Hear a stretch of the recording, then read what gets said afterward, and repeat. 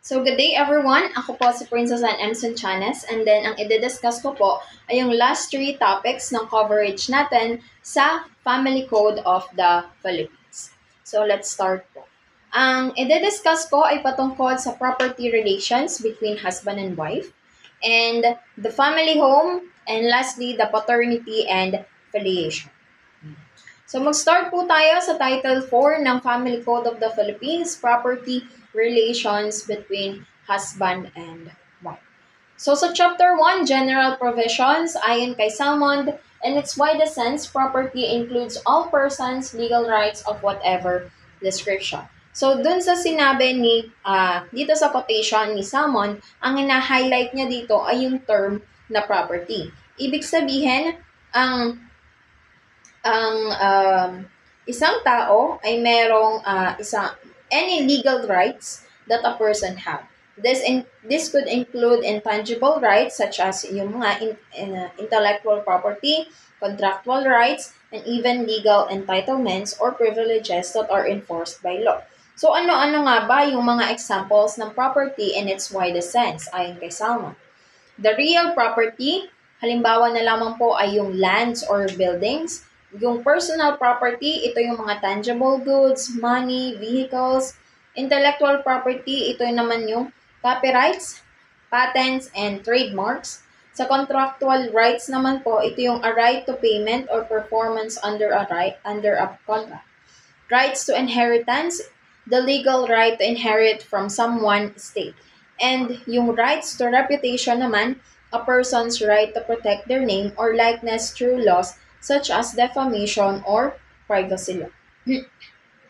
Yeah. Ngayon, dadako po tayo sa Article 74.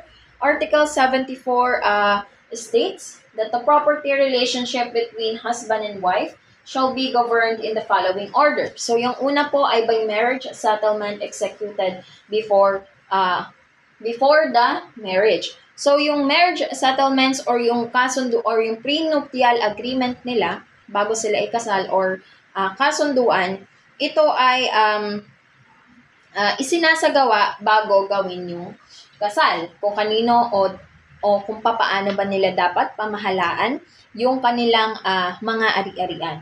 Tapos, yung pangalawa, by the provision of this code, ayon sa nakasaad sa ating batas or doon sa ating family code. Halimbawa na lamang ay walang napagkasunduan ang mag-asawa na bago sila ikasal kung paano nila hahatiin o papamahalaan ang kanilang mga ari-arian, pwedeng ibasa ito sa kung ano ang nakasaad sa ating provision. Ang pangatlo naman po ay by the local customs. Halimbawa po ay wala ding napagkasunduan katulad ng nasa una, wala yung una, wala silang napagkasunduan bago sila ikasal. Hindi malinaw yung pagkakasaad sa ating provision, pwedeng ang gamitin nila ay yung nakaugalian or nakasanayan o yung tradisyon sa lugar kung saan sila nakatira. So, Article 78 naman po, 74, yan nga. Sa Article 75, rather, the future spouses may in the marriage settlements agree upon the regime of absolute community, conjugal partnership, of gains, complete separation of property, or any other regime in the absence of a marriage settlement, or when the regime agreed upon is void. The system of absolute community of property as established in this code shall govern. Ayan. So dito sa nakasaad sa Article 75, ang magkasintahan ay merong karapatang magtakda ng mga patakaran patungkol sa kanilang property relations bago magpakasal. So, ang una, so sabi nga dito ay yung absolute community. Ito yung the absolute community, number 1. Yung absolute community, ito yung lahat ng ari-arian na nakuha ng mag-asawa habang sila ay kasal. Ito ay tinuturing na pag-aari nilang dalawa. And then, dito sa absolute community of property, maliban na lamang kung ito ay isang pamana o regalo. Halimbawa, si Maria or di kaya halimbawa ay si Ana at si Hans, nagpakasal sila. Tapos nakapagpundar sila ng kanilang negosyo. So sa kanilang dalawa yon o nakabili sila ng sasakyan, pag-aari nilang dalawa yon. Pero dahil merong mabait na ninong, si Hans ay binigyan si Hans ng isang sasakyan, mamahaling sasakyan. So ito ay pag-aari ni Hans. So sa absolute community of property, ang naipundar nilang dalawa na pag-aari ay pag-aari nilang dalawa maliban na lamang sa pamana o regalo. Tapos naman, sa pangalawa, conjugal partnership of gains. Ang conjugal partnership of gains naman po, ito yung mga tanging ari-arian na nakuha ng mag-asawa habang sila ay kasal at nagkasama sa kanilang mga kita o pagsusumikap.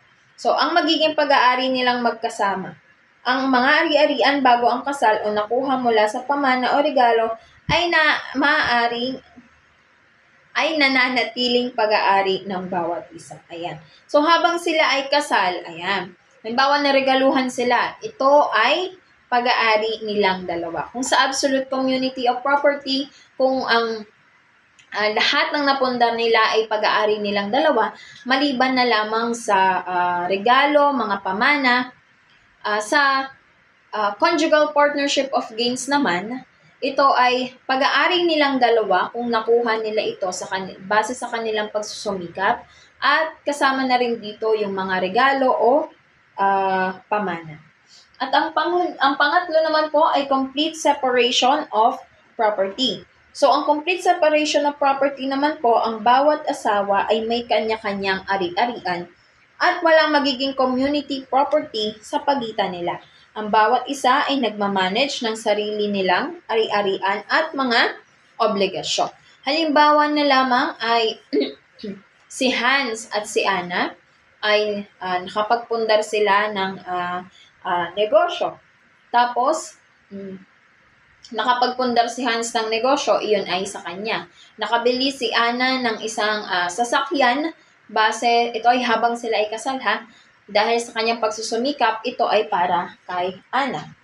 Ang iba pang mga regimen, sa number 4, ito ay base sa kung ano ang kanilang napagkasunduan, kung sino ba dapat ang mamamahala o kung kanino ba dapat nakapangalan ang isang pag-aari or yung property.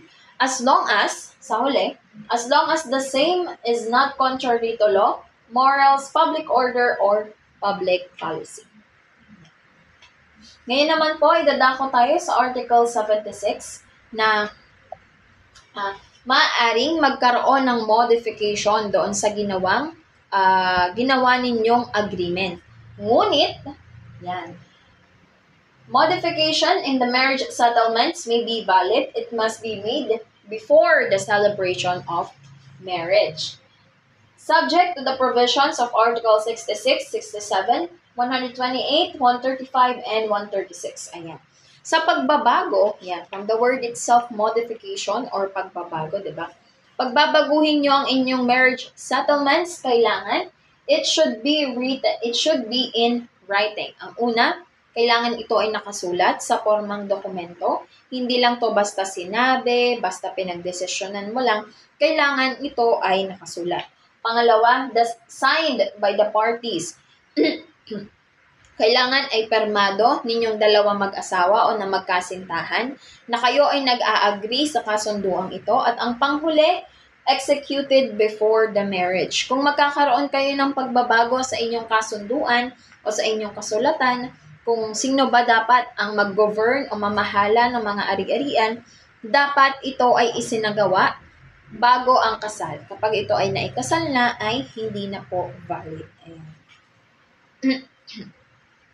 Kasunod po, Article 78, ito naman ay yung mga minor de edad na ipapakasal. Siyempre, di ba kapag dito, pag mga minor de edad na magpapakasal, kailangan ay may pahintulot ng mga magulang. A minor who according to law may contract marriage may also execute his or her marriage settlements, but they shall be valid only if the persons designated in Article 14 to give consent to the marriage or made parties to the agreement subject to the provisions of Title 9 of this code. Ayan. Dito sa Article 78, yan. Yung mga minor de edad ay papayagan lamang ng batas na gumawa ng isang kasunduan kung ito ay may pahintulot ng kanilang tagapangalaga, magulang o kung sino mang guardian. Ayan. Kailangan sa paggawa ng kasunduang ito ay kasama ang mga magulang. Di ba kapag dito sa atin, sa kapag halimbawa, magkasintahan kayo, di ba? Tapos ay ipapamulong na, hindi ba't ang nag-uusap ay ang inyong mga magulang, lalo na kung kayo ay minor de edad. Ayan. Yan. So, sa Article 79 naman, yung validity of any marriage settlement executed by a person upon whom a sentence of civil interdiction. Kapag sinabi po nating civil interdiction, ito ay ang isang tao na nagkakaroon ng kapansanan o nagiging hadlang siya para makagawa ng mga legal rights o maisagawa niya yung kanyang mga legal rights. Halimbawa na lamang ng civil interdiction, ito yung mga nakakagawa ng mga ito yung mga nakakagawa ng mga mabibigat na kasalanan. Ito ay isang parusa na ipinapataw sa isang tao na nahatulan ng mabigat na krimen tulad ng pagpatay o abuso. Kapag ka nahatulan ka ng civil interdiction, nawawalan ka ng ilang mga karapatan tulad ng karapatang mag-manage ng iyong mga ari-arian, makipagkontrata o magpatuloy sa mga legal na gawain katulad na lamang ng pag-aasawa. Ayan, dahil dito, ang taong may sentensyadong civil interdiction ay nagkakaroon or itinuturing na may kapansanan sa ilang legal na mga gawain kabilang ang paggawa ng kasunduan sa kasal. Ayan.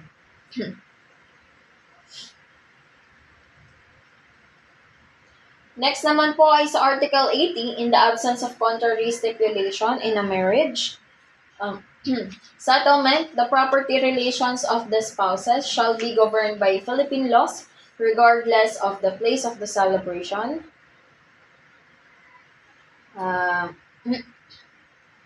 Of the marriage and their residence. Ayan.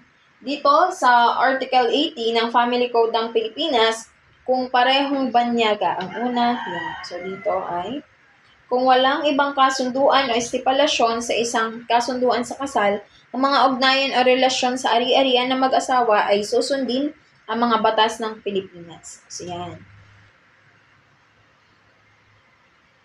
Ito yung, this rule shall not apply kung saan ang parehong mag-asawa ay, aliens ang tawag, kung banyaga silang pareho. Kung pareho silang hindi Pilipino, hindi magkakaroon ng epekto ang mga batas ng Pilipinas sa kanilang mga ari-arian o relasyon. Sa halip, ang ipapatupad na batas para sa kanila ay yung batas na ipinapatupad sa kanilang mismong bansa. Sunod, with the respect to the intrinsic validity of contracts affecting property not situated in the Philippines and executed in the country where the property is located. Yan. Tungkol ito sa mga kontrata na merong kinalaman sa ari-arian na nasa labas ng Pilipinas at pinirmahan sa bansa kung saan naroroon yung mga ari-arian. Kung saan ang kontrata ay tungkol sa ari-arian na hindi nasa Pilipinas at ito ay isinagawa sa ibang bansa. Sunod naman, with respect to the intrinsic validity of contracts entered into the Philippines but affecting property situated in foreign country whose laws require different formalities for its intrinsic validity. Ito naman ay tungkol sa mga kontrata na isinagawa sa Pilipinas, ngunit may kinalaman sa ari-arian na nasa ibang bansa na nangangailangan ng iba't ibang mga formalidad upang maging wasto. Kung ang kontrata ay isinagawa sa Pilipinas, ngunit may kinalaman sa ari-arian sa ibang bansa, at ang mga batas ng bansang iyon ay may ibang formalidad para sa bisa ng kontrata, halimbawa na lamang mayroong mga particular na dokumento or yung mga proseso na kailangan, hindi ipatutupad ang mga batas ng Pilipinas kung ang mga formalidad na ito ay hindi nasusunod. Ayan. So, sa madaling salita, may mga particular talaga na sitwasyon na hindi sumusunod sa patakarang nakasaad sa ating Article 80, lalo na kung may kinalaman yung isang ari-arian o yung tao o sa mismong mag-asawa sa na hindi na nasa Pilipinas. Ayan. Kasunod naman po ay sa Article 81, no? Nakasaad naman dito ay yung mga nagtatakda ng lahat ng mga kasunduan o kondisyon na nakasaad sa marriage settlement, no, marriage settlement bago ang kasal, kasunduan bago ang kasal, o mga kontratang kaugnay sa hinaharap na kasal, pati na rin ang donasyon na ginawa ng magkasintahan sa ilalim ng kasunduan ay maging walang bisa kung hindi matutuloy ang kasal. Ayan. Halimbawa na lamang, nagbigay kayo ng donasyon, tapos ay nagkaroon kayo ng kasunduan at kontrata kung kanino nga ba o kung sino ba dapat ang mamahala sa property na inyong nakuha. Ito ay hindi magiging balido sapagkat hindi natuloy ang inyong kasal. Ayan. Halimbawa na lamang, kung may mga kondisyon na nakasaad sa kasunduan tulad ng pamamahagi ng mga ari-arian o mga regalo mula sa isa sa mga magkasintahan at hindi matuloy ang kasal, ang mga ito ay hindi magiging valid o walang epekto. Gayunpaman, valid o wasto pa rin ang mga estipulasyon na hindi nakadepende sa pagganap ng kasal. Ang ibig sabihin nito, yung mga kondisyon o kasunduan na may bisa kahit na hindi matuloy ang kasal. So, ano nga ba yung mga stipulations na hindi nakadepende sa kasal? Halimbawa na lamang kung ang isang partido ay nagbigay ng isang kasunduan na hindi nakatali sa kasal or isang regalo, donasyon, na hindi kondisyon sa kasal, ito ay magiging wasto pa rin kahit hindi matuloy ang kasal. Ngayon po ay dadako na tayo sa Chapter 2 ng ating Title 4, Property Relations between Husband and Wife. At ang Chapter 2 po natin ay pinamagatang donations by reason of marriage. At ayon kay Justinian, a donation propter nuptias is a gift on account of marriage. Yung a donation propter nuptias, ang ibig sabihin po noon ay donasyon bilang tulong sa kanilang mag-asawa bago sila ikasal. Yan. Ngayon po, sa Article 82 isinasaad dito na ang mga donasyon o yung mga ibinibigay bago sila ikasal ay ito yung kailangan pabor din silang mag-asawa. So, kailangan ito ibinibigay bago sila ikasal. Ayan. Ang donasyon na ito, dahil sa kasal or donation by the reason of marriage, ito ay balido lamang kung ang donasyon inter vivos, wala po pala dito, ayan. So dito, be considered a donation inter vivos, the same being effective during the lifetime of the donor. So yung donation propter nuptias, kung donation inter vivos siya, ito ay balido lamang or valid kapag buhay pa yung nagbigay sa inyong mag-asawa. Hindi siya katulad ng tinatawag nating donasyon mortis causa. Ito ay magiging valid lamang kung yung magbibigay o yung magdodonate sa inyo ay namatay na. So, para siyang yung mga last will, yan. So, ngayon po, sa Article 83, yan, meron tayong pinamamahalaan yung mga donasyon na to ng mga rules on ordinary donation established sa Article 3, ay sa Title 3 of Book 3 ng Civil Code natin insofar as they are not modified or hindi sila nababago by the following articles. Yan. Sunod naman po dito sa Article 84, no?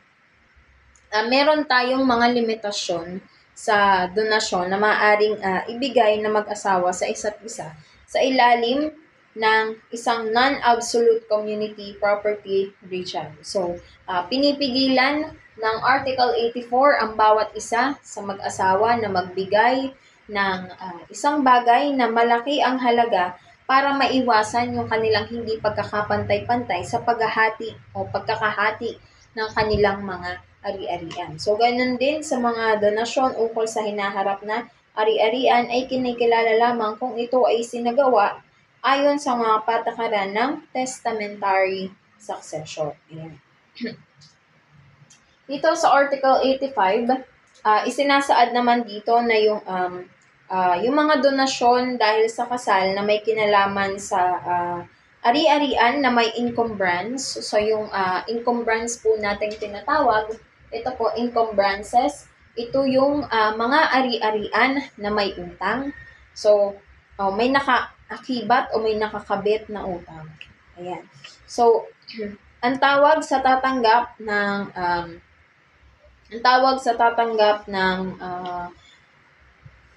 encumbrances na yon ay yung donee, no? Yung tatanggap ng donasyon ay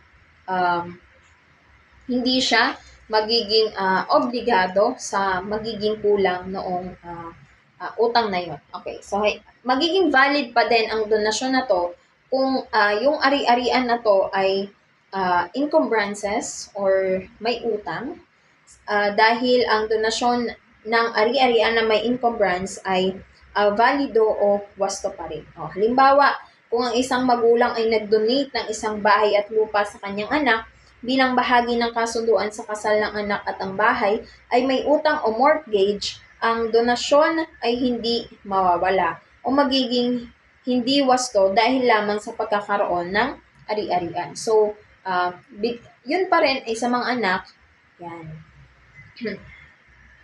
Isa pa dito yung epekto ng foreclosure. Yung pagbebenta ng ari-arian dahil sa utang. Halimbawa na lamang yung isang ari-arian na ibinigay sa inyong mag-asawa ay may utang.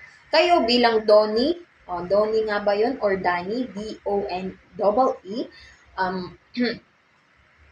hindi kayo yung magiging obligado na magbayad doon sa utang, no? Nung ari-arian ay binigay sa inyo. Halimbawa, nagbili kayo ng isang bahay at lupa at yung bahay at lupa na yun ay may utang, no? Hindi kayo ang obligadong magbayad noon. Kung halimbawa naman ay yung ipinagbili nyong bahay at lupa ay mas mahal doon sa utang,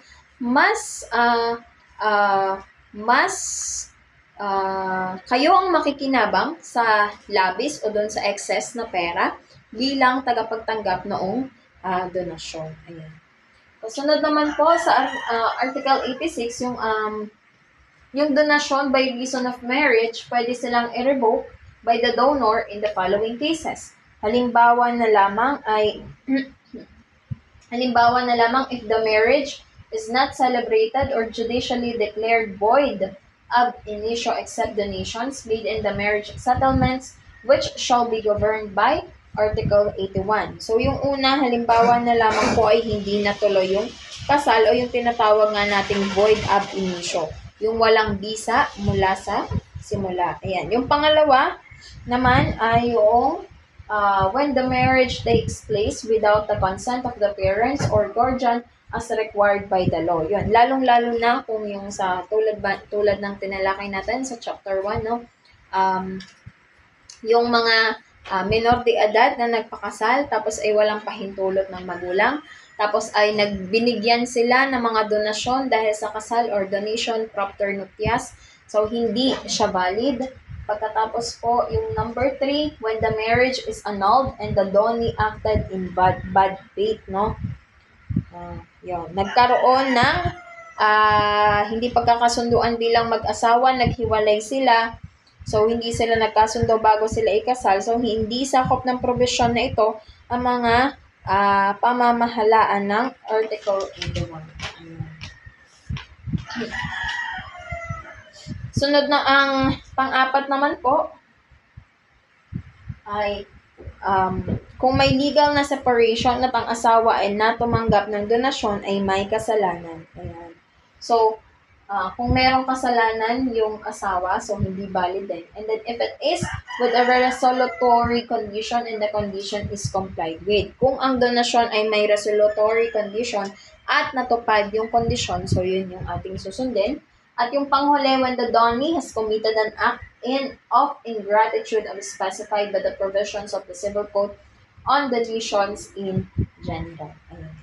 So, ang kasunod naman po sa Article 87, isinasaad naman po dito yung pagkakaroon ng mga libreng benepisyo, no? Patakaran tungkol sa donasyon, ang pagkakaroon ng libreng benepisyo or yung gratuitous advantage.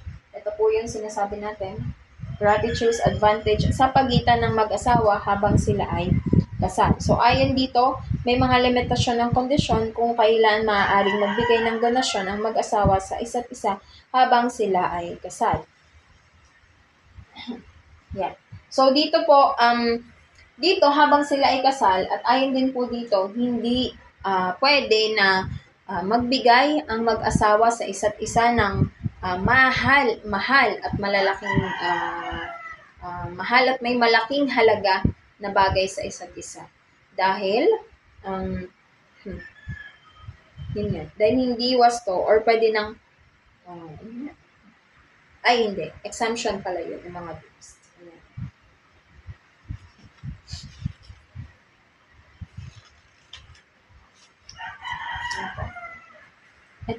At ngayon po, ay dadako naman tayo sa Article 87. So, ever donation or grant of gratuitous advantage, yung sinasabi natin gratuitous advantage, ito yung pagkakaloob ng may libreng benepisyo, benefits, no? Sa pagitan ng mag-asawa habang sila ay kasal. So, ayon sa Article 87, merong mga limitasyon at mga kondisyon kung kailan maaaring magbigay ng donasyon ang mag-asawa habang mag-asawa sa isa't isa habang sila ay kasal. So, ang una, ang mga donasyon o grant ng libreng benepisyo. So, ibig sabihin, pagbibigay ng mga ari-arian ng pabor na walang kapalit o kondisyon. Tapos, ang pangalawa, yung exemption ay, yun nga, mga exemption po dito, yung mga moderate gifts, yung mga katamtamang regalo, no? Tulad na lamang sa mga piyesta, mga cake, gano'n, pag may okasyon. Kasunod naman po ay kung merong, yun, tulad po sabi ko, mga kaarawan, anibersaryo, Pasko, ayan. Ito ay wasto at pinapayagan, so ang mga regalo ay dapat katamtaman at hindi labis-labis. Nang sa ganon, yung pag-aari ninyong dalawa ay pantay pa rin at patas. Ngayon po ay tatalakayin naman natin ang Section 3, Charges upon and Obligations of Absolute Community. So dito tatalakayin kung ano nga ba yung mga obligations o yung mga charges, mga dapat panagutan ng ating absolute community. Sa Article 94, the absolute community of property shall be liable for support of the spouses, children, common children, and legitimate children. No? So, yung community property po natin ng mag-asawa, kailangan siya ay may pananagutan o merong obligasyon siyang tustusan yung kanyang pamilya, yung mga anak. However, meron pong however dito, na the support of illegitimate children shall be governed by the provisions of this code. Kung meron kayong anak sa labas, kung tawagin, dapat ay pinamamahalaan siya or nakaayon sa provision ng ating family code. Sumunod po, number 2, lahat ng utang, all debts and obligation contracted during the marriage by the designated administrator spouse for the benefit of the community or by both spouses and by one spouse with the consent of the other. Yung utang, yung mga utang o yung mga kontrata sa loob habang kayo ay kasal, ito ay pananagutan yung dalawa kung ito ay merong consent ng isa. Pangatlo naman, debts and obligation contracted by either spouse without the consent. Kung wala namang consent, pero ginamit ito sa extent that the family may have been benefited, pananagutan pa rin ninyo iyon bilang mag-asawa. Ang kasunod naman po, expenses to enable either spouse to commence or complete a professional or vocational course or other activity for self-improvement. Kung mga expenses o pananagutan mo ang asawa mo kung sakaling gustong mag-improve sa isang larangan, no, to complete a professional or vocational courses. So, yan, pananagutan po yan and obligation. Antenuptial debts of either spouse insofar as they have redounded to the benefit of the family. Bago kayo ikasal ay nagkaroon ng utang, pananagutan nyo pa rin yan bilang mag-asawa, and then the value of what is donated or promised by both spouses in favor of their common legitimate children for the exclusive purpose of commencing or completing a professional sa pagpapaunlad ng inyong anak, pagpasok, pag-aaral, ito ay pananagutan nyo pa rin bilang mag-asawa. Ayan. And expenses of litigation between the spouses unless the suit is found to be groundless. Ayan. So, sabi din dito sa Article 94, the community property is insufficient if the community property ay hindi sapat to cover the foregoing liabilities, yung inyong mga pananagutan o mga utang, except those falling under paragraph 9, the spouses shall be solidarily liable for the unpaid balance with their separate properties. Kung sakali daw po na hindi sapat yung absolute community property nyo na tustusan yung mga pangangailangan, yung utang, yung mga bayarin, pwedeng gawin, or yung mag-asawa pwede nilang gamitin yung solidarily liable. Ibig sabihin, yung mga separate property nilang mag-asawa na hindi pag-aari ng bawat isa sa kanila, yung sarili nilang mga property, pwede nilang gamitin yon para ibenta o gamitin pang bayad sa mga utang or doon sa mga sa foregoing liabilities nila. Ayan. At ayon din sa Article 95 sa mga nagsusugal ng asawa, whatever may be lost during the marriage in any game of chance, betting, sweepstakes, or any other kind of gambling, whether permitted or prohibited by law, shall be borne by the loser and shall not be charged to the community, but any winnings therefrom shall for part of the community property. Halimbawa, yung asawa mo ay nagsusugal, tapos natalo siya sa sugal niya, liable siya doon sa utang na nagamit niya sa sugal at wala kayong pananagutan nun dahil hindi mo alam, hindi mo permitted, no? Pero kung nanalo yung asawa mo, permitted or without permission,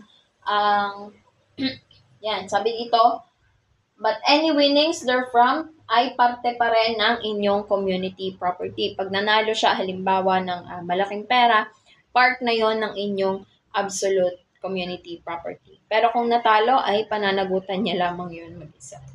Ayan. Ngayon, ay dadako naman tayo sa Section 4, Ownership, Administration, Enjoyment, and Disposition of the Community Property. So, ngayon po, sa Section 4 ng Ownership, Administration, Enjoyment, and Disposition of the Community Property, nakasaad dito ang Article 97, either the spouse may dispose by will or his or her interest in the community property. So, sa madalit sabi po, ang isang asawa ay maaaring magsaad ng kanyang interest kung ano ang nais niyang gawin sa kanilang community property sa pamamagitan ng isang testamento. Sa Article 98 naman, neither the spouse may donate or any community property without the consent of the other. However, either spouse may, without the consent of the other, make moderate donations from the community property for charity or on occasions of family rejoicing or family distress. Sa Article 98 naman po, sinasabi na hindi maaaring magbigay ng donasyon kung walang pahintulot ng isa pang asawa, lalo na kung ito ay malaking halaga. Samantala, pwede naman kayong magbigay ng charity donations kahit walang pahintulot kung katulad na lamang ito ng mga birthday o anumang okasyon, Pasko. Ayan. Ngayon po, idadako naman tayo sa Section 5, the Solution of Absolute Community Regime. Ayan. So, ito po ay naglalaman ng Article 99. The absolute community terminates o yung absolute community ng mag-asawa, community property, ay nataterminate o nawawala, natatapos kapag upon the death of either spouses, kauna-unahan kapag ka nawala o namatay yung kanyang asawa, ibig sabihin natatapos na yung absolute community nila. Kanino napupunta yung absolute community?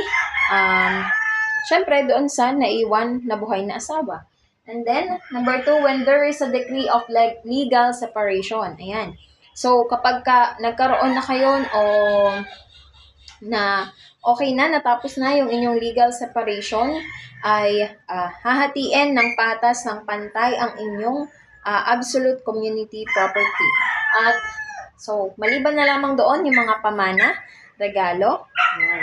So, pangatlo naman, when the marriage is annulled or declared void, kapag ang inyong kasal ay kapag kayo ay na-annulled na, naayos na ang annulment at void na ang inyong marriage, tapos na or na-terminate na yung absolute community property ng mga asawa. And number 4, in case of judicial separation of property during the marriage under Article 134 to 138. Ayan. Ngayon, sa Article 100 naman, the separation in fact between husband and wife shall not affect the regime of absolute community except, yan, maliban na lamang daw kung ang inyong asawa ay umalis sa inyong bahay nang walang sapat na dahilan. Kung walang sapat na dahilan ng inyong asawa, basta na lang ang umalis sa inyong bahay, maaaring hindi mo siya suportahan. Kung sakaling humingi siya ng suporta, pwedeng hindi mo siya suportahan. Dahil wala siyang sapat na dahilan na umalis sa inyong bahay, bakit mo siya susuportahan? Ayan. Sumunod naman ay number 2, when the consent of one spouse to any transaction of the other is required by law, judicial authorization shall be obtained in a summary proceeding.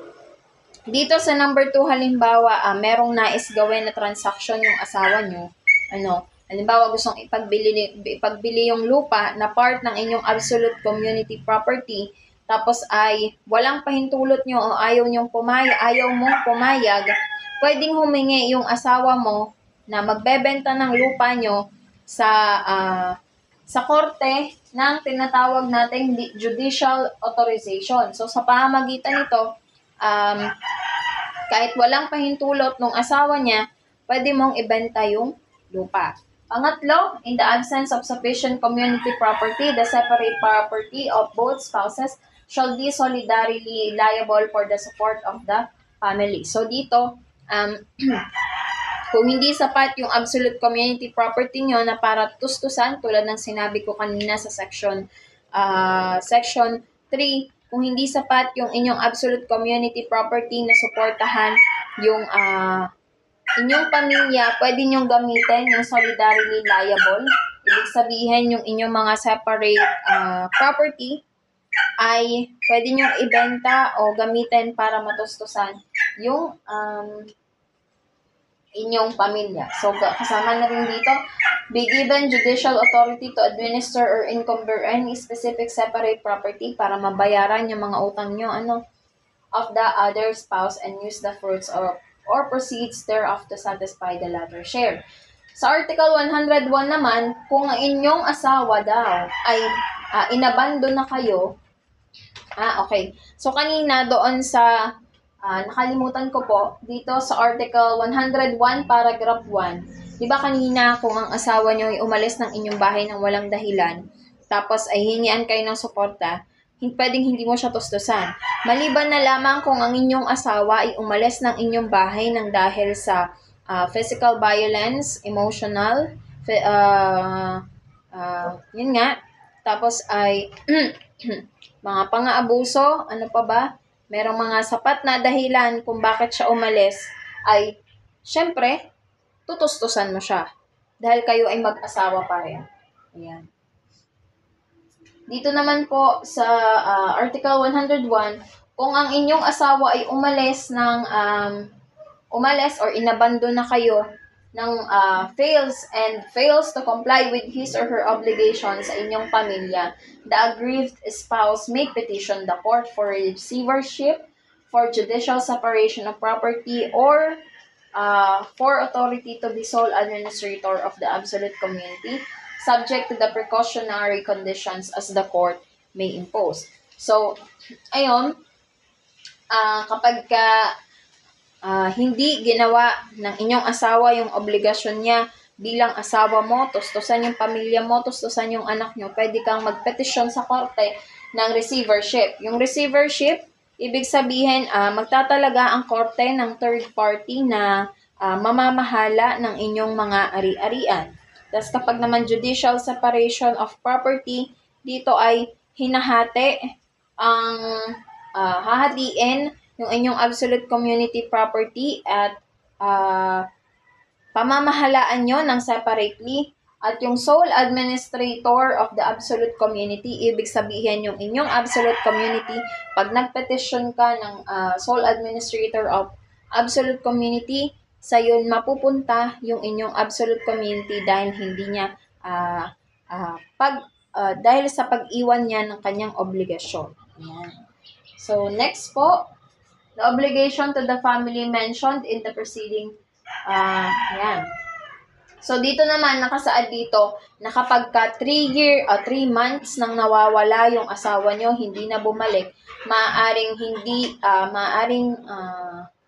i-consider na siya na, ayun, the spouse who has left the conjugal dwelling for a period of 3 months or has failed within the same period to give any information kung nasa saan siya, to give information his or her whereabouts, shall be prima facie presumed o wala na, hindi na babalik, to have no intention of returning to the conjugal dwelling. So, kanina mapupunta yung absolute property? Sa inyo.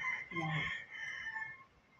Ngayon, dadako tayo sa Section 6, Liquidation of the Absolute Community Assets and Liabilities. Ngayon po sa Section 6, Liquidation of the Absolute Community Assets and Liabilities. Yan. So, ngayon, sa Article 102, upon the dissolution of the Absolute Community Regime, the following procedures shall apply. Kapag nawala na o na-dissolute na yung inyong absolute community regime, ay itong mga sumusunod ang dapat nyong gawin. Ang una ay an inventory shall be prepared, listing separately all the properties of the absolute community and the exclusive properties of each spouses. So, halimbawa, namatay yung asawa mo, ikaw na asawa na natira, ililista mo yung lahat ng property o yung ari-arian nyo na nakuha, hindi pa kayo kasal, bago kayo kasal, habang kayo ay kasal, at hanggang sa namatay o natapos ang inyong, hanggang sa na-void yung inyong kasal. Yan. So, sa pamamagitan ng inventory na to, makikita yung tamang listing ng inyong ari-arian at ang sa ganon, mahati sa inyo ito ng patas. Yan. So, yung pangalawa, tulad lang din ng sabi ko kanina, na yung kung hindi sapat yung absolute community nyo na bayaran yung lahat ng utang, yung mga utang ninyo, pwedeng gamitin yung solidarily liable. Ibig sabihin, magbabayad kayo ng utang sa pamamagitan ng inyong separate property.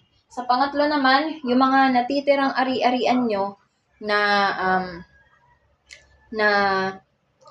mga natitirang ari-arian, kailangan ay ma-deliver sa inyo ng, shall be delivered o maibalik sa inyo ng walang bawas, walang kulang. Ayan.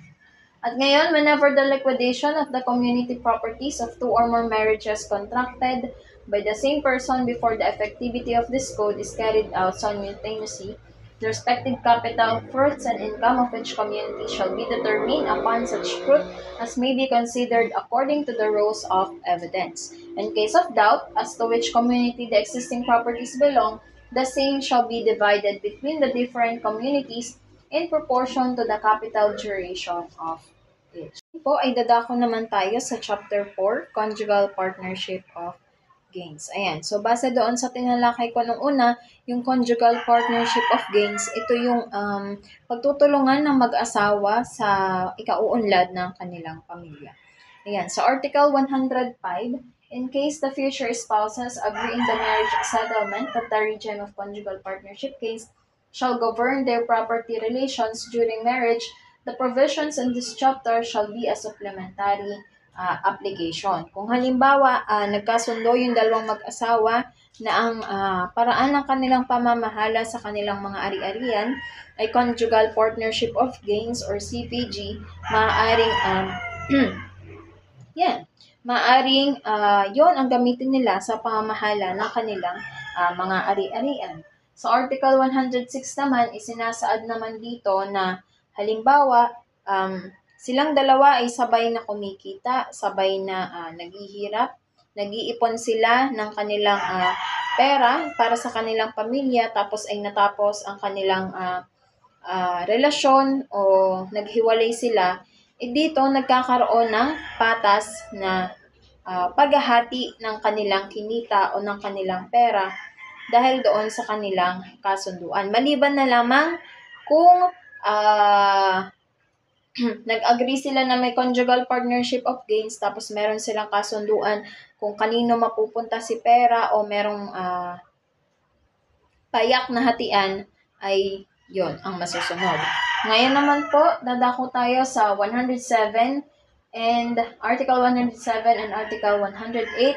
The conjugal partnership shall be the rules provided in Article 88 and 89 shall also apply to conjugal partnership of gains. Sa Articles 88 and 89, so na-discuss ko kanina, ito yung base sa absolute community of property. Ayan. I-apply siya ngayon sa conjugal partnership. So, based on my research, yan po. So, Article 107, no,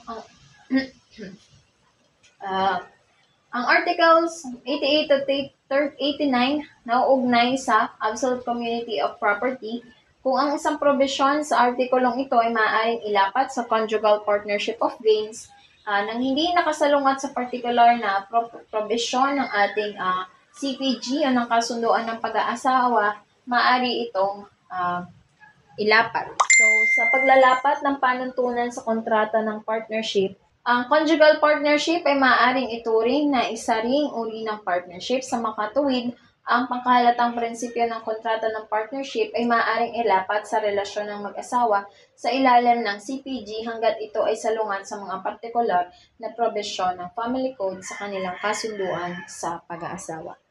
Yan. Ngayon po ay dadako tayo sa Section 2, Exclusive Property of each spouse. Nakasaad sa Article 109, the following shall be exclusive property of each spouses. Number 1, that which is brought to the marriage as his or her own. Binili niya yung pag-aari na yon o yung ari-arian na yon gamit yung kanyang personal na pera. Pangalawa, that which acquires during the marriage by the gratuitous title. Yung isang ari-arian ay napunta sa kanya sa pamamagitan ng pamana o ng regalo. Ito ay makakonsidera na exclusive property ng isang asawa. Patatlo, that which is acquired by the right of redemption, by barter, or by exchange with property belonging to only one of the spouses. Ito po ay nakuha niya o na-acquire niya yung ari-arian na yon kung siya ay nakipagpalit, nakipagkalakalan, barter, or by exchange. Gamit yung ari-arian na exclusive property niya. Pero kung yung ginamit niya sa pakikipagpalitan o in barter ay parte ng kanilang absolute community property ng kanyang asawa, ito ay hindi makakonsidera na personal niyang pag-aari. At ang pang-apat, that which is purchased by the exclusive money of the wife or of the husband. So katulad ng nasa una, kung ang pinambili niya ng ari-arian na iyon ay ang pera ng personal niyang pera, yan, or exclusive money, ito ay maikokonsidera na kanyang pag-aari. Sa Article 110, nakasaad dito, the spouses retain the ownership, possession, administration, and enjoyment of their exclusive properties. Either spouse may during the marriage transfer the administration of his or her exclusive property to the other by means of public instrument, which shall be recorded in the registry of property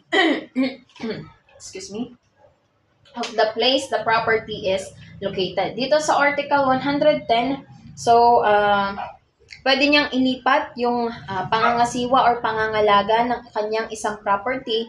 Halimbawa, si Juan ay may lupa, pwedeng ang tagapangasiwa ng kanyang lupa ay ang kanyang asawa, pero ito ay by means of public instrument sa Registry of Property, paparehistro sa Registry of Property na ililipat ang pangalan ng pagmamay-ari ng isang lupa doon kay Maria, doon sa kanyang asawa. So,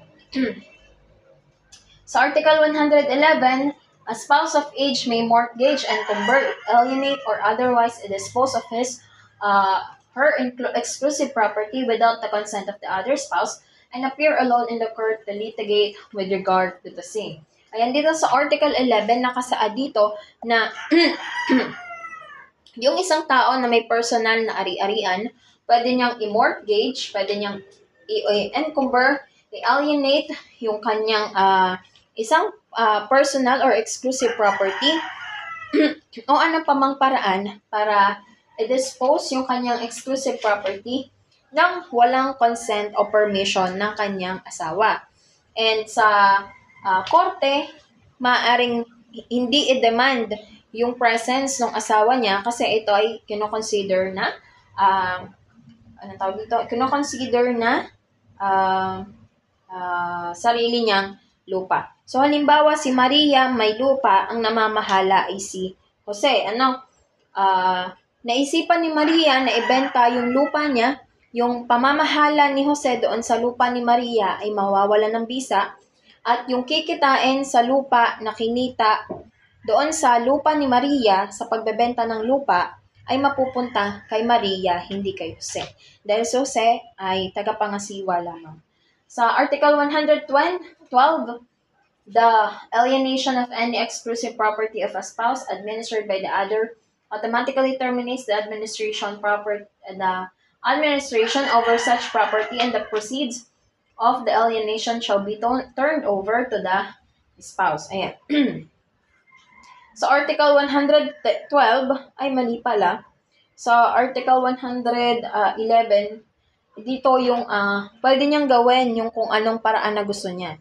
So, dito sa 111, dun sa exclusive property, so, dito sa 112 po pala yung sinasabi ko na halimbawa may lupa si Maria, tapos ang nangangasiwa ay si Juan, gusto ni Maria na ibenta yung lupa niya, yung kita ng lupa mapupunta kay Maria at yung pangangasiwa o yung pamamahala ni Juan sa lupa ay mawawala ng saysay. So, ito po yung sinasabi sa Article 112 na yung proceeds of the alienation shall be turned over sa owner or yung sa spouse niya. Dito naman po sa Article 113, property donated or left by will to the spouses jointly and with designation of determinate shares shall pertain to the donee spouses as his or her own exclusive property, and in the absence of designation share alike without prejudice to the right of accretion when proper. So, dito naman po sa Article 113, isinasaad naman po dito, halimbawa, may nag-donate sa inyo ng lupa, no? Binigyan kayo ng lupa, tapos sabi nung nag-donate sa inyo, o halimbawa, namatay yung lola nyo, namatay yung lola nung mag-asawa, nagbigay siya ng lupa, nag-donate siya ng lupa.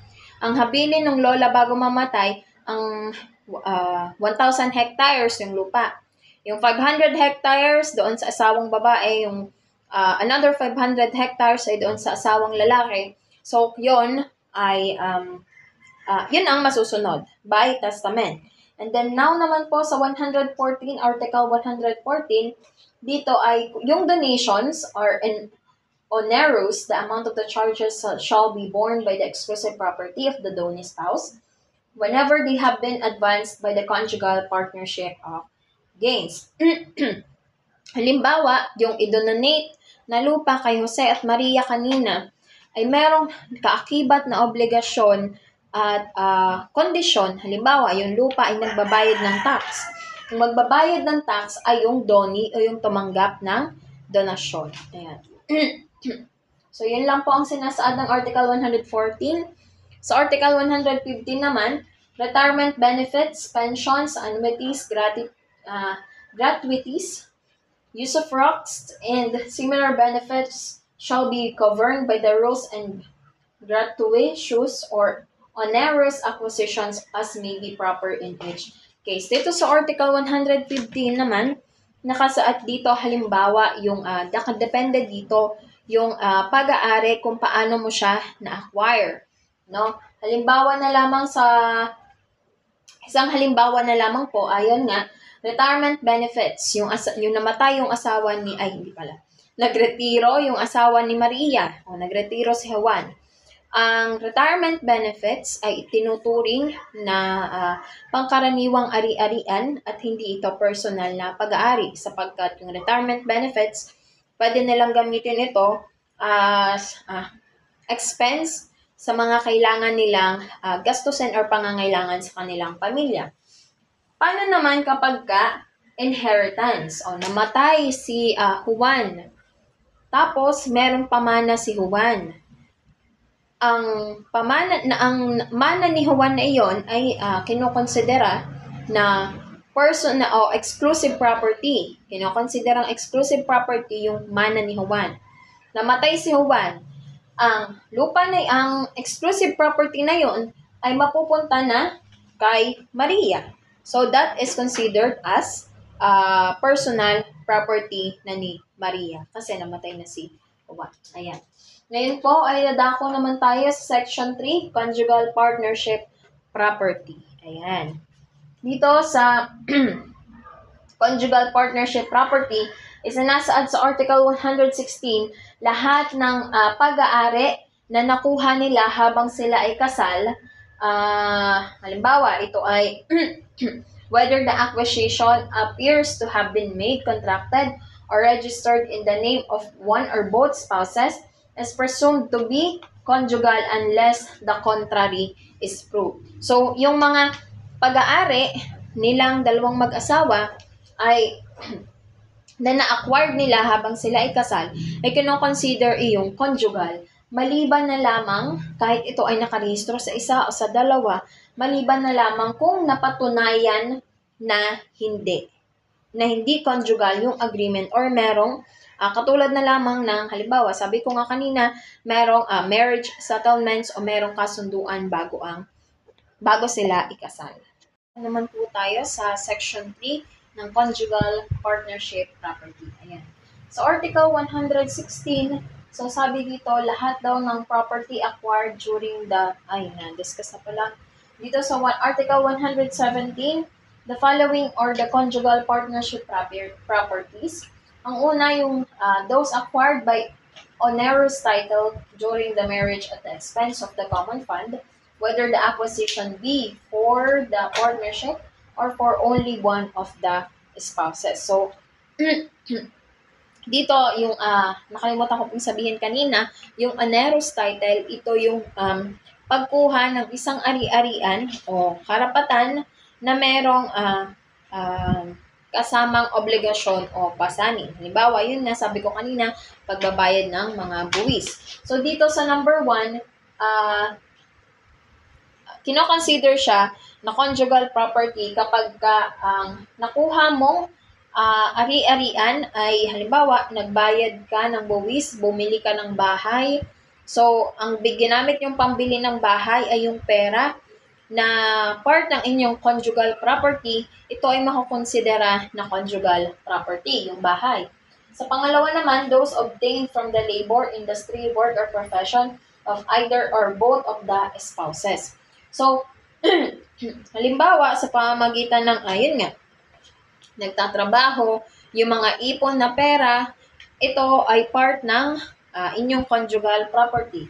Patatlo, the fruits, natural, industrial, or civil, due or received during the marriage from the common property, as well as the net fruits from the exclusive property of each houses. Halimbawa na lamang yung mga panahon na nakuha nyo ng inyong karaniwang ari-arian, halimbawa na lamang mga pension, retirement benefits, ayan. So, parte siya ng inyong conjugal property.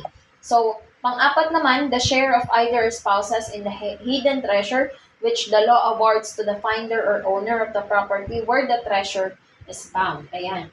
So dito, kung ang inyong kayamanan na nakita ay iginawad ng batas, ito ay part ng inyong conjugal property regardless doon kung saan nakita o kung sino yung may-ari ng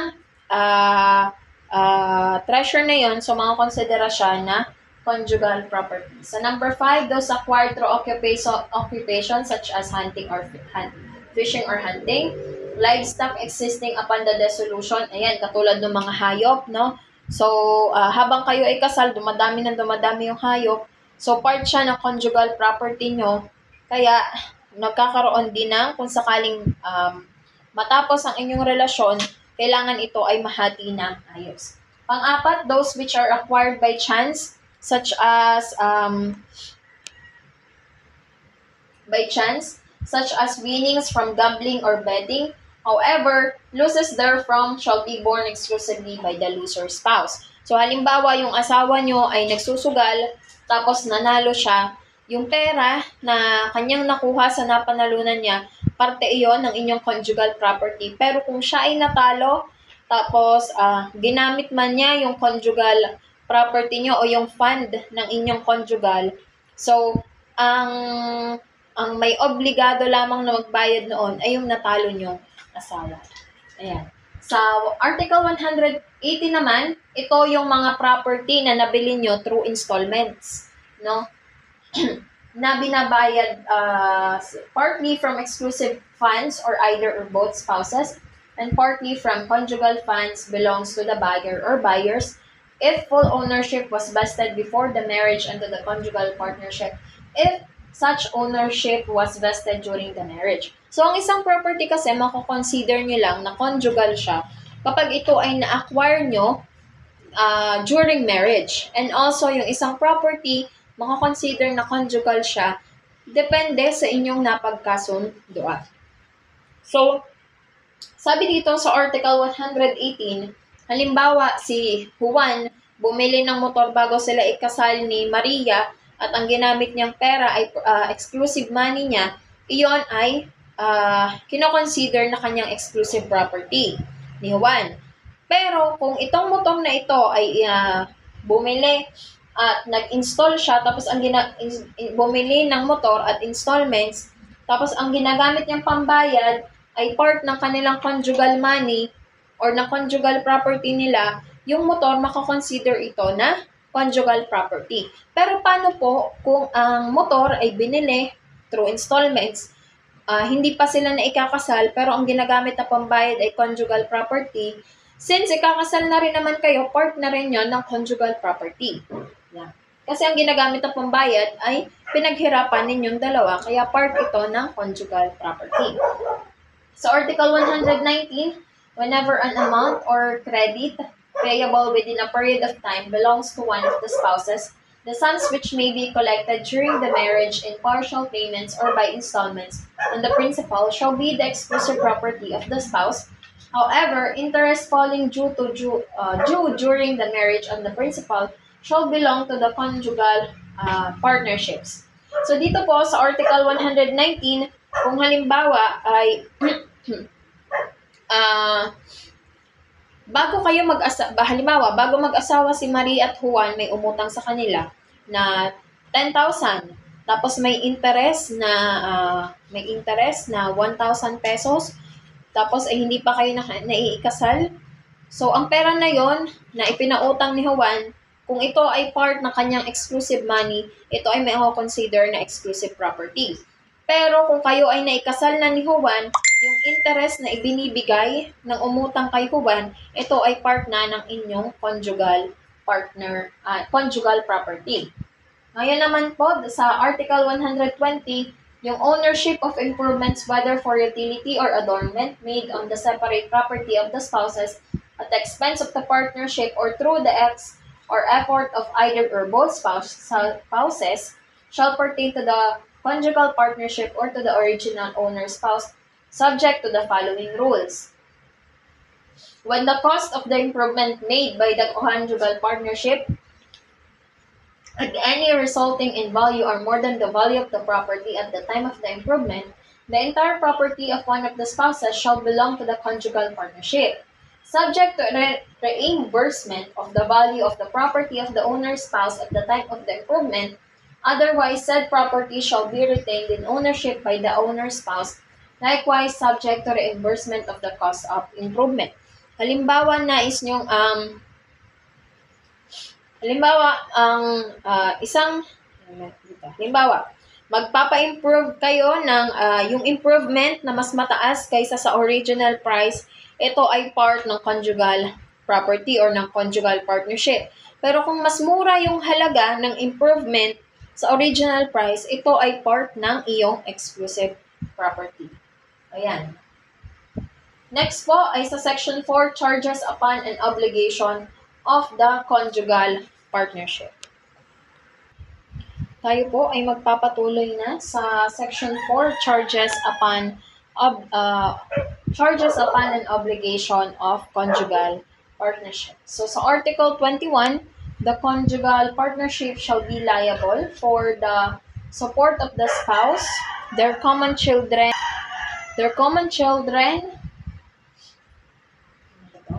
and the legitimate children of either spouse. However, the support of illegitimate children shall be governed by the provisions of this code on support. So katulad kanina sa absolute community of property, si conjugal partnership, liable siya na suportahan yung kanyang pamilya at lehitimong mga anak. Pero kung merong anak sa labas, yung isang asawa, ay ito ay dapat nakabase sa kung ano yung provision ng family code. Ayan. Sunod sa number 2, yung mga utang, maaaring bayaran yung utang sa pamamagitan ng conjugal property kung nakinabang dito ang ang pamilya, pero kung hindi, ito ay pansarili niyang babayaran.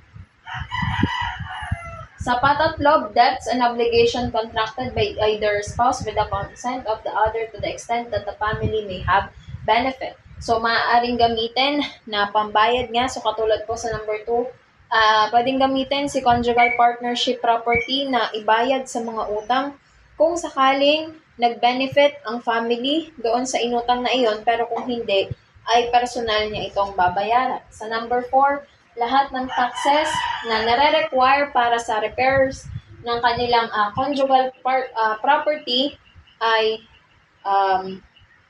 liable si conjugal property na bayaran yung mga expenses kung ito ay for the improvement of their conjugal property. And number 5, lahat ng taxes and expenses for mere preservation made during the marriage upon the separate property of either spouses.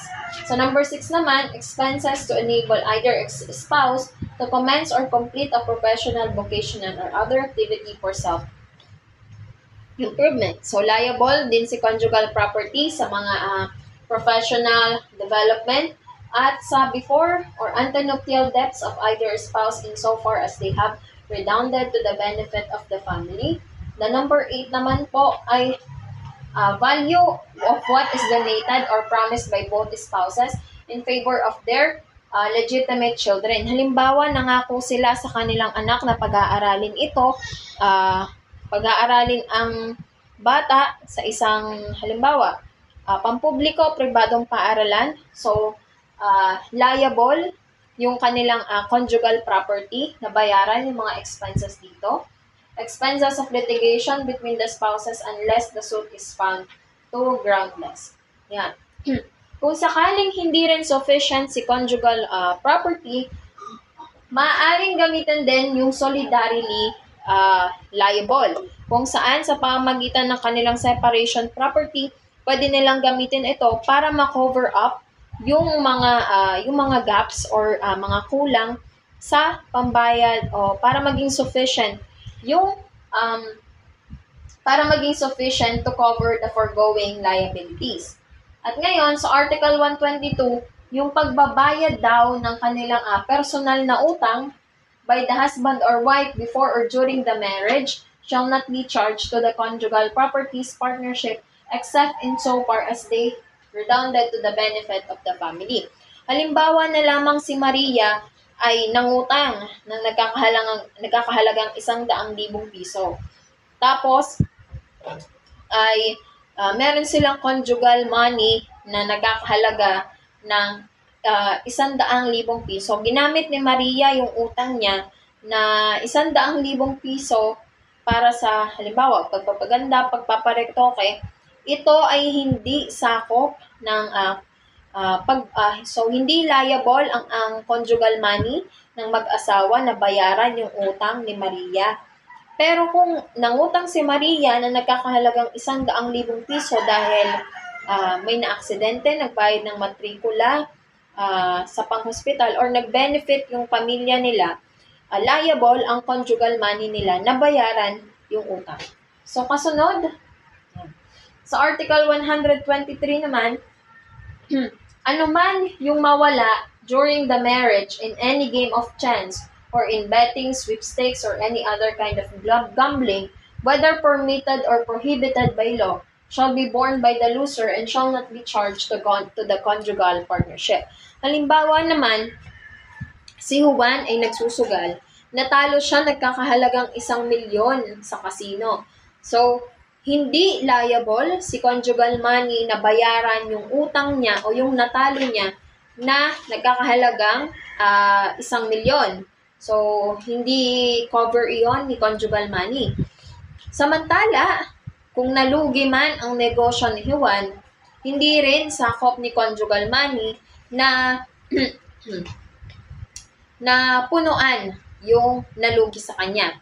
Pero, kung nanalo si Juan doon sa sweepstakes, doon sa gambling, at hindi nalugi yung kumpanya, yung perang kinikita niya o yung perang nakuha niya, yon ay parte ng conjugal money. Yan. So ngayon po, dadako naman tayo sa Section 5, Administration of the Conjugal Partnership Property. Ayan, sa Article 124, Administration and enjoyment of the conjugal partnerships shall belong to the spouses jointly. Kasi conjugal siya, no? So pareho sila dapat mag-asawa ang nagmamay-ari ng mga o namamahala doon sa kanilang property. In case of disagreement, the husband's decisions shall prevail, subject to recourse to the court by the wife for proper remedy, which must be availed of within 5 years from the date of the contract implementing such decision. Halimbawa na lamang, hindi umagree si husband, so dadalhin ito sa korte. Kung ano yung dapat na remedy na gawin, at ma-avail ito within the 5 years simula doon sa araw kung kailan sinimulan yung contract implementing such decision. So Article 125 naman, neither the spouse may donate any conjugal partnership property without the consent of other. However, either spouse may, without the consent of other, make moderate donations from the conjugal partnership property for charity or on occasions of family rejoicing or family distress. So dito sa Article 125, so hindi rin pwede na mag-donate ng napakalaking halaga. So wala sa isa sa mag-asawa na pwedeng mag-donate ng sobrang laking halaga gamit yung kanilang conjugal property. Pero kahit walang consent ng isa sa kanila, tapos ang halimbawa si Juan at si Maria, si Juan nagbigay siya ng 100 piso doon sa kanyang inaanak, kahit walang consent ni Juan ay pwede. Basta't ito ay moderate donations, kahit ito ay nanggaling sa kanilang conjugal property. Basta ang hindi lamang pinapayagan dito sa Article 125, nakasaad dito na kahit isa sa kanila ay bawal mag-donate gamit ang kanilang conjugal property nang wala ang consent ng bawat isa, lalo na kung ito ay malaking halaga. Yan. Dito naman sa Section 6, the solution ng conjugal partnership regime. Yan. Mawawala lamang yung conjugal partnership. Mataterminate ito kapag ka namatay, katulad ng absolute community property, kapag ka namatay yung isa sa mag-asawa. Yan. Kapag ka merong decree of legal separation, when the marriage is annulled or declared or void in case of judicial separation of property during the marriage, under Article 134 to 138. Yan. So Article 127 naman, the separation in fact between husband and wife shall not affect the regime of conjugal partnership except hindi maapektuhan yung regime ng kanilang conjugal partnership, maliban na lamang kung yung asawa ay umalis or leaves the conjugal home. Yung conjugal home, ibig sabihin, pagmamay-ari nilang dalawang mag-asawa or refuses to live therein without just cause, shall not have the right to be supported. Halimbawa na lamang ay si Maria at si Juan, meron silang conjugal property na bahay. Umalis si Maria doon sa bahay nang walang maayos na dahilan. So, walang karapatan si Maria na humingi ng suporta kay Juan dahil hindi siya nagbigay ng ng maayos na dahilan or hindi niya ipinaunawa kay Juan kung bakit siya umalis doon sa bahay na yon. So, ibig sabihin, walang maayos na dahilan. So, ayun, maliban na lamang, so katulad sa absolute community property, maliban na lamang kung ito ay may valid na rason. Kung halimbawa ay dahil sa pang-aabuso o di kaya ay o alin paman sa mas valid na dahilan. Pangalawa, when the consent of one spouse on any transaction of the other is required by law, judicial authorization shall be obtained in a summary proceeding. Yan. Dito kung sa absolute community of property, pwede kang magbili ng isang pag-aari o ng ari-arian kahit walang consent ng isang asawa, basta't meron kang authorization or judicial authorization, pwede mo siyang maibenta. Pero dito sa conjugal property, nire-require ng law na magkaroon ng consent yung isang asawa dahil ito ay conjugal property. Patatlo, in the absence of sufficient conjugal property, the separate property of both spouses shall be solidarily liable for the support of the family.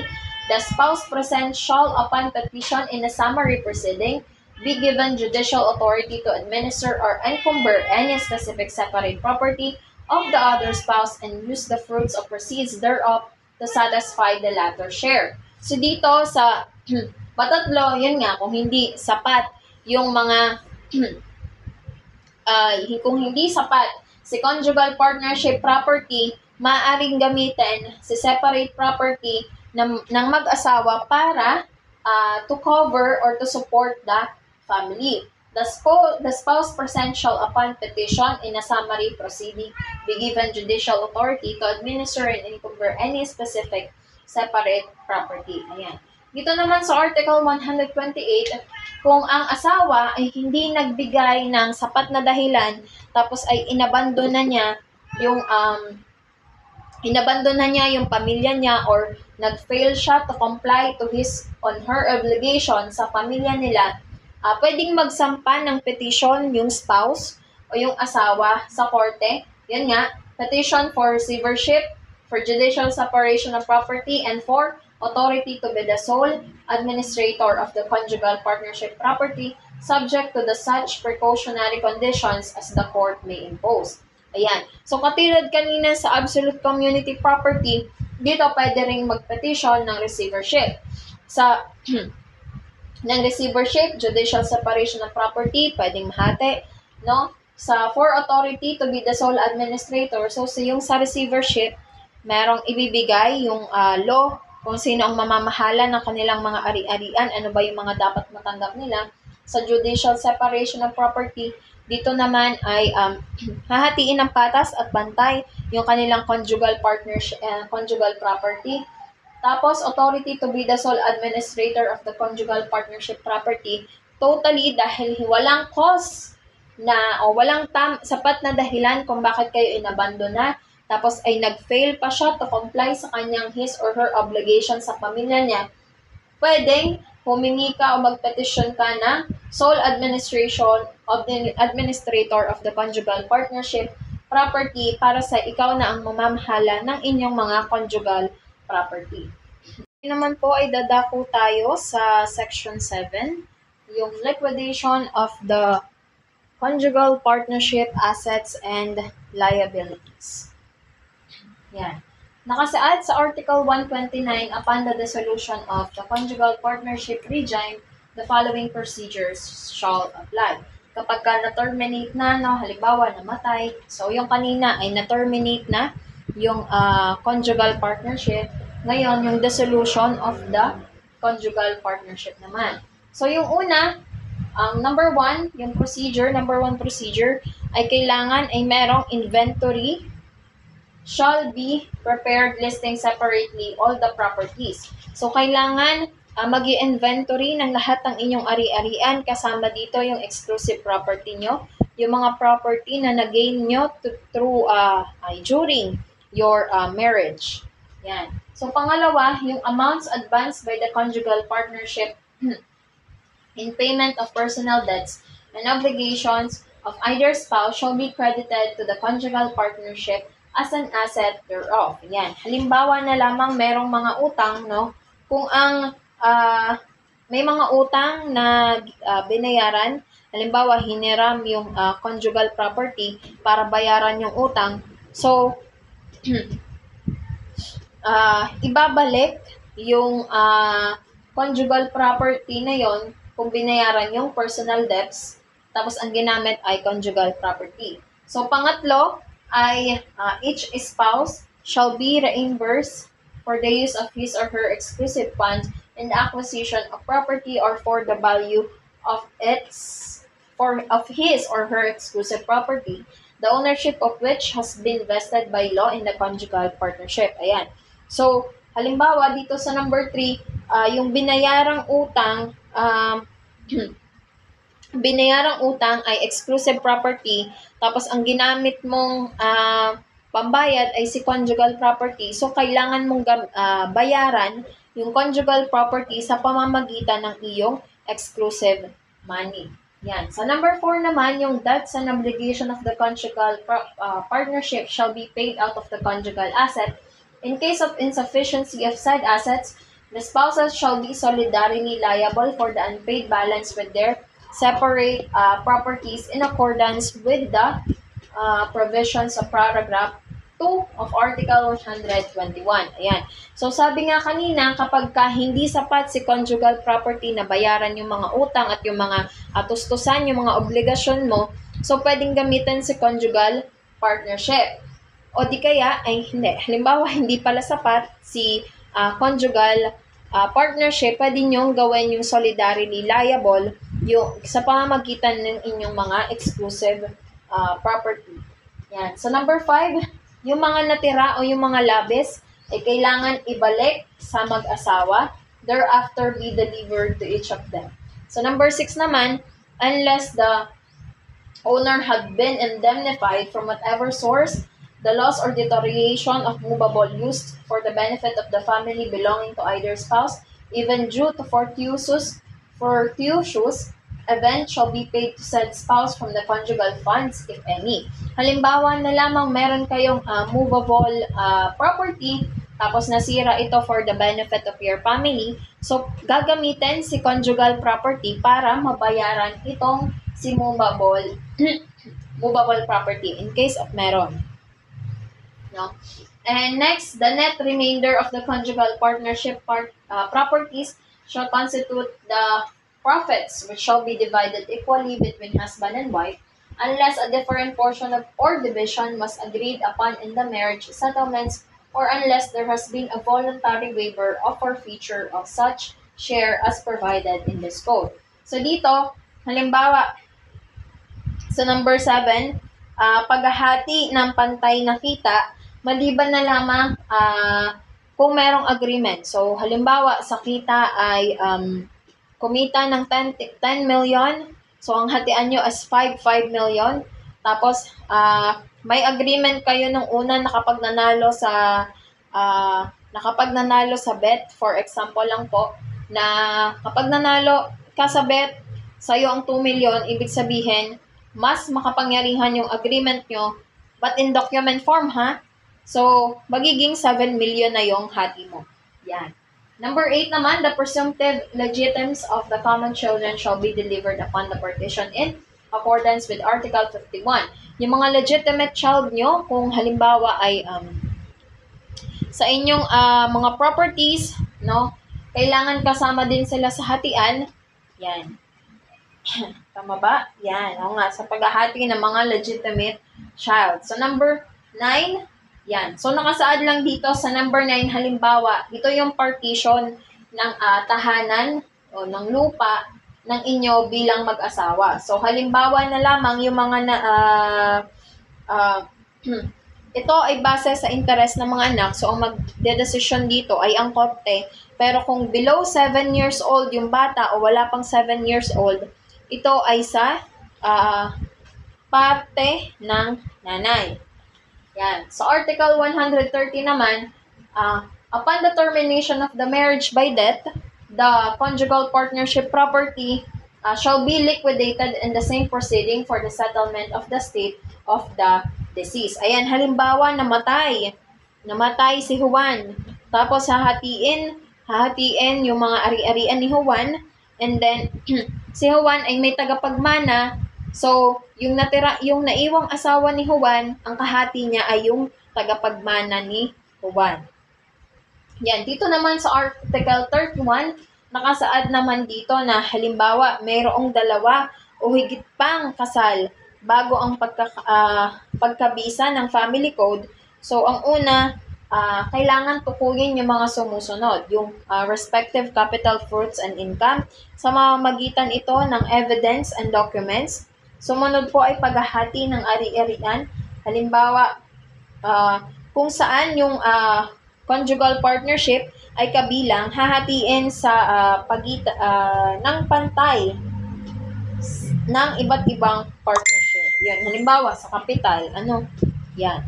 So, kasunod po naman sa Article 32, the rules of court on the administration of estates of deceased person shall be observed in the appraisal and sale of property of the conjugal partnership and other matters which are not expressly determined in this chapter. Dito sa Article 132, nakasaad lang dito na kung paano yung administration ng estado ng isang taong namatay at kailangan hatiin yung kanyang ari-arian na conjugal partnership.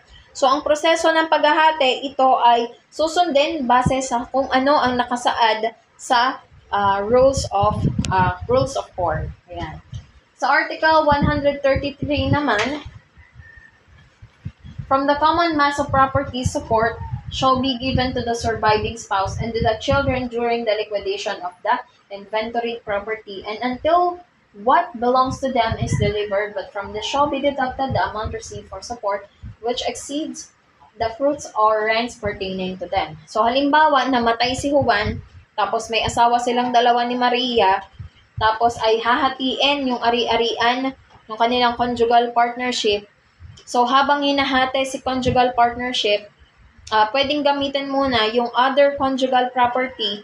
So kapag nakuha na yung hati ng mga anak ni Maria, pwedeng ibawas niya doon yung nagastos niya doon sa namana ng kanyang mga anak. Yan. So ngayon naman po, dadako tayo sa Chapter 5 of Property of the Spouses and Administration of Common Property by one spouse during the marriage. So last 2 chapters na lang tayo sa Title 4, Property Relations between Husband and Wife. Yan po.